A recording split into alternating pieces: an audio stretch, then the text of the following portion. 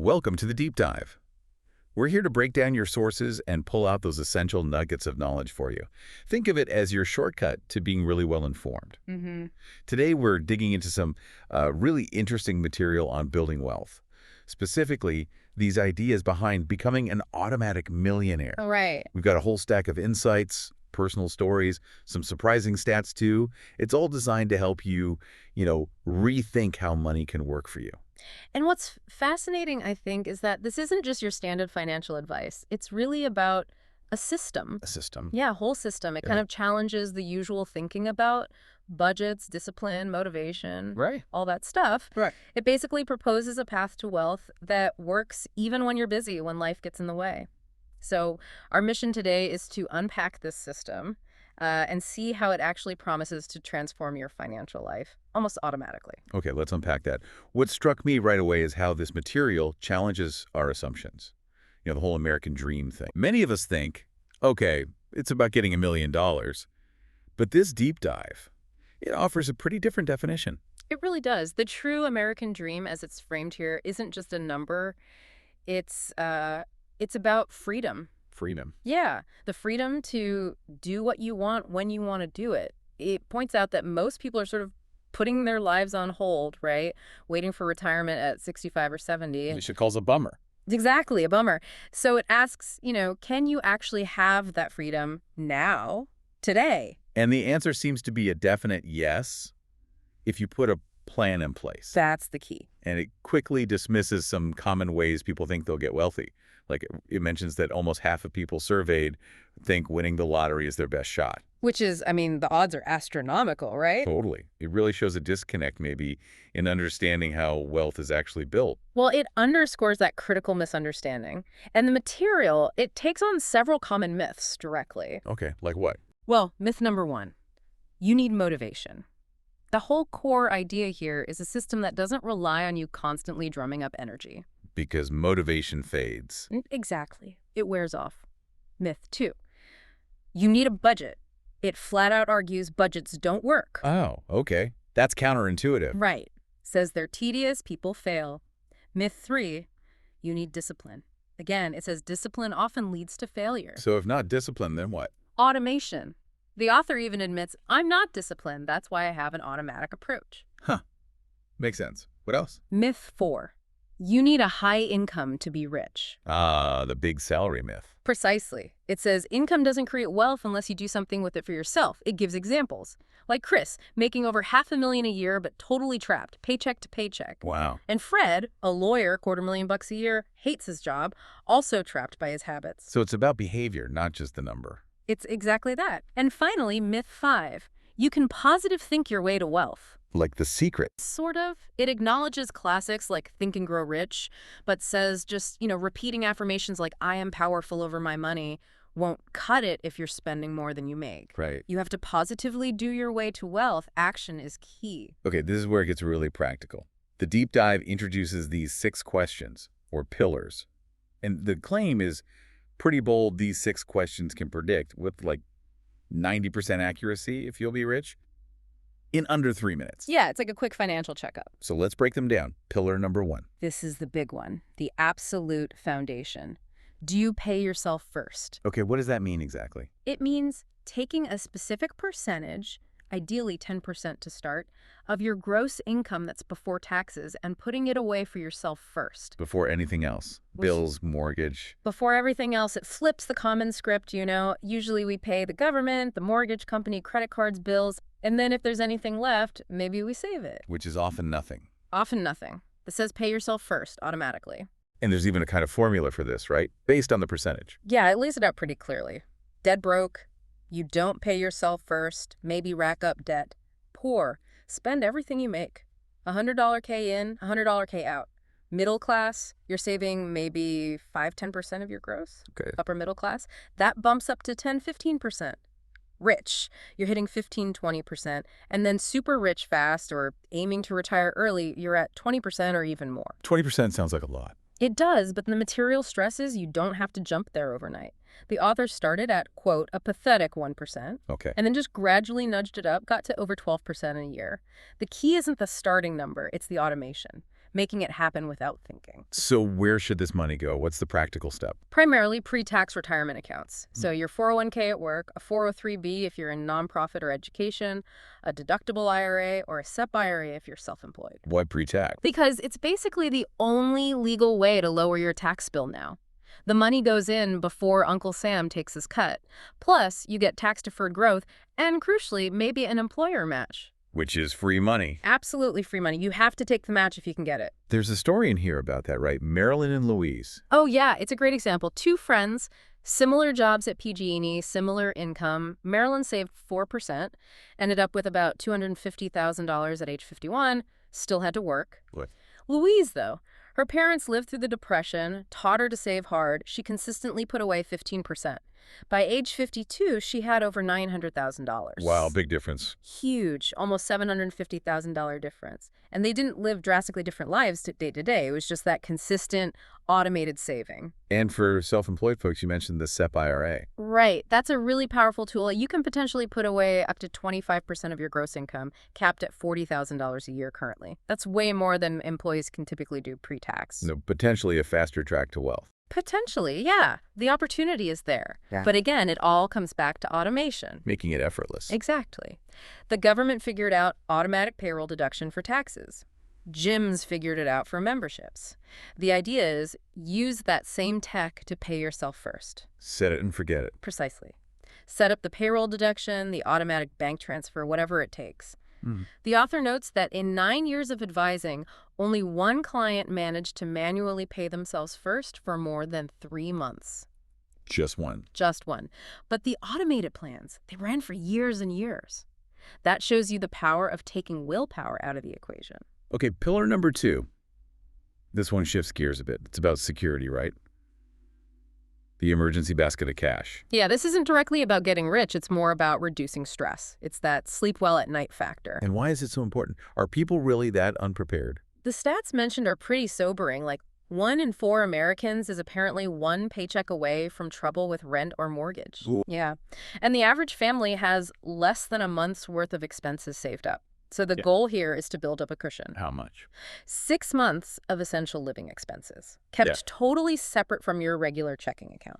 So if you spend, say, $3,000 a month on necessities, you're shooting for $18,000 in this separate stash. And this is for? Financial accidents, the unexpected stuff. The car breaks down, you lose your job, you get sick. It stops a minor setback from becoming a major crisis. Where should you keep this money? Not stuffed under the mattress, I assume. Definitely not.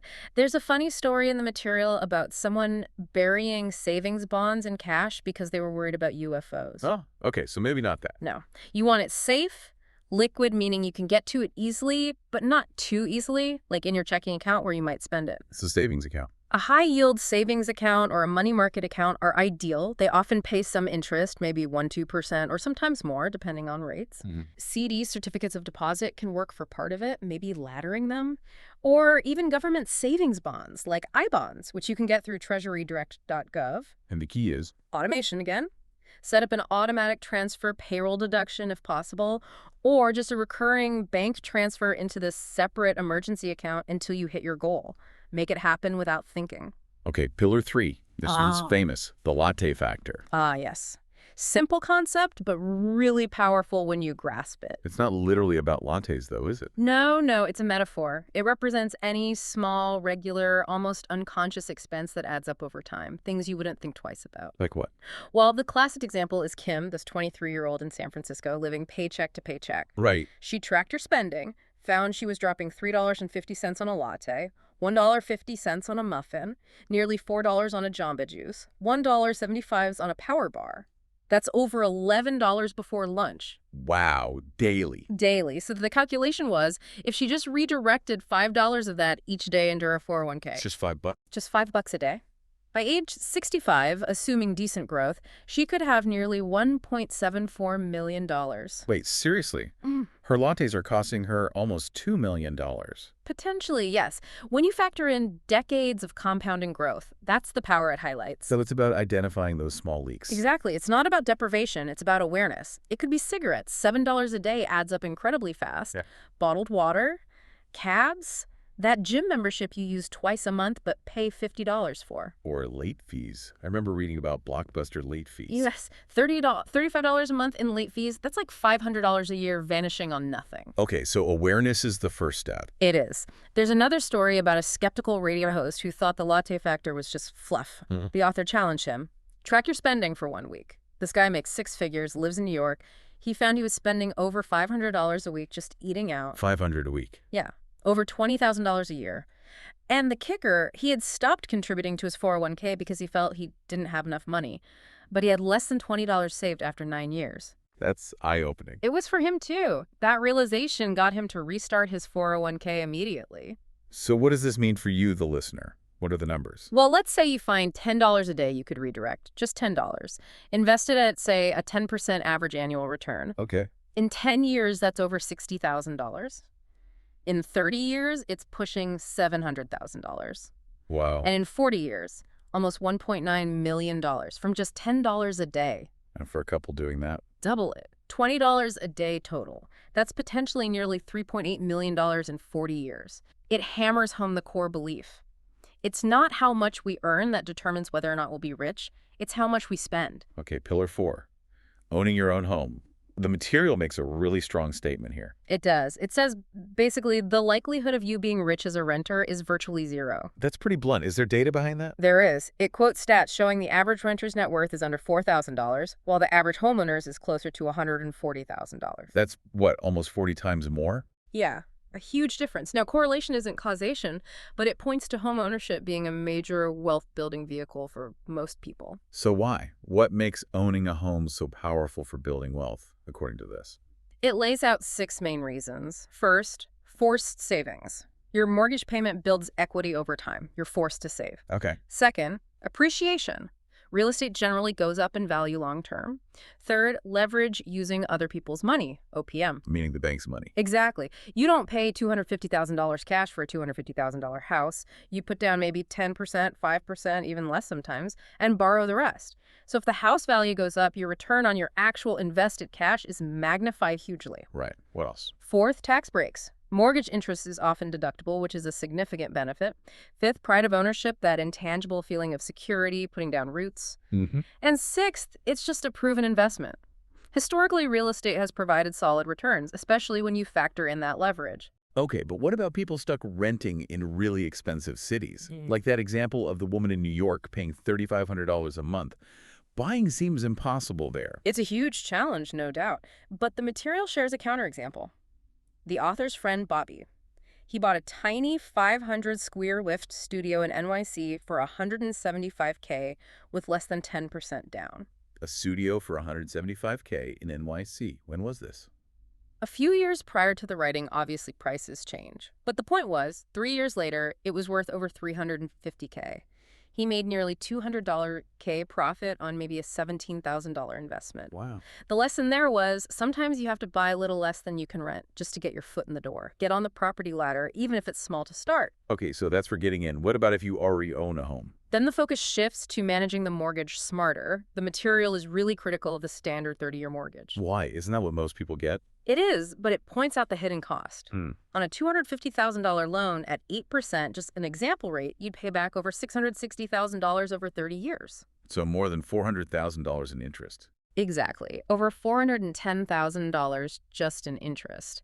And the banks know most people move or refinance every 7-10 years, which means most of the payments you make in those early years go almost entirely to interest, not principal. You build equity very slowly. It keeps you in debt longer. So what's the secret then? How do you beat that? Biweekly payments.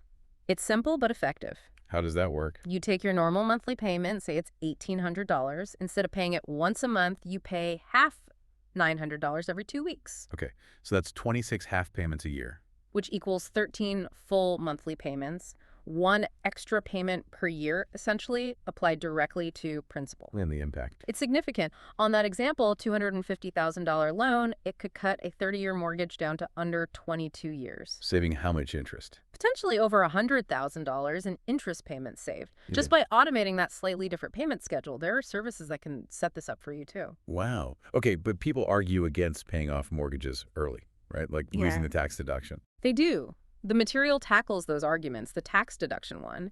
It argues the interest you pay usually far outweighs the tax benefit you get. You're spending $1 to save maybe 30 cents. What about investing the money instead? Getting a higher return in the stock market? That argument doesn't fly, according to the source. You can't live in a mutual fund. There's immense security and peace of mind in owning your home free and clear. And liquidity. Being able to access the money. It argues that's less of an issue now. With home equity lines of credit and easier refinancing, tapping equity is simpler than it used to be if you really need to. Well, so is there any good reason not to pay it off early? The only one it really gives credence to is living in a high-risk area. Think that major earthquake zones or potential terrorism targets. Why? In that specific case, having a small remaining mortgage could act like a form of insurance. If the worst happens and the property is destroyed, the bank shares some of the loss. But for most people, paying it off is presented as the smarter move. Got it. Good. Pillar 5, eliminating debt, especially credit card debt. Yeah, huge issue. It mentions college grads starting out with multiple cards and thousands in debt already. So if you're in that situation, what's the strategy here? Just throw all your money at the debt? Not exactly. The approach is more balanced. First, prioritize building that initial 1-month emergency fund. Get that safety net in place. Okay, step 1. Then what? Then, figure out how much you can realistically commit to saving each month, maybe that 10% we talked about, and split it. Split it. How? Half goes towards your future into that retirement account, paying yourself first. The other half goes towards your past, aggressively paying down that high-interest debt. So 5% to retirement, 5% to debt, for example. Exactly. It gives you psychological wins on both fronts. You're building for the future while cleaning up the past. It keeps motivation higher than just focusing solely on debt. Makes sense. How does this debt build up so easily? Well, it mentions some tactics, like targeting college students with free gifts for signing up, low initial credit limits that quickly get raised once you start using the card. It can snowball fast. So the absolute first step is? Stop digging. You got to stop adding to the pile. The material literally suggests cutting up the cards or even freezing them in a block of ice, whatever it takes to stop using them. Okay, stop the bleeding. Then what's the most powerful move for tackling the existing debt? Renegotiate your interest rates. This is huge. How do you do that? Just ask. Pretty much. Call the credit card company. Ask to speak to a supervisor or someone in account retention. Tell them politely but firmly that you know you can get much lower rates elsewhere. Mention current offers from sites like bankrate.com or lowermybills.com, often 0% to 6% balance transfer deals. And they'll actually lower it. Often, yes. They want to keep your business. They might lower the rate significantly. You might even be able to consolidate debt onto one lower rate card. It's absolutely worth the phone call. And automate the payments too. Yes, definitely. Set up automatic payments for at least the minimum, ideally more, and schedule them like 5 days before the due date to avoid any chance of late fees. What about car debt? Cars come up too. Oh, yeah. Cars are called out as terrible investments. They lose, 30% of their value the second you drive them off the lot? Something like that. So the advice is pretty clear. Buy used if you can. A 2-year-old car, often coming off a lease, can be half the price of a new one, but still have plenty of life left. What about leasing? Leasing can make sense for business owners who drive low mileage because it can be a tax write-off. But for most individuals, buying a slightly used car is usually the financially smarter move. Okay, that covers debt. Now the final pillar, number 6, is a bit unexpected. Making a difference with automatic tithing. It is surprising to some, yeah. Tithing, giving a percentage of your income back, usually to charity or your community.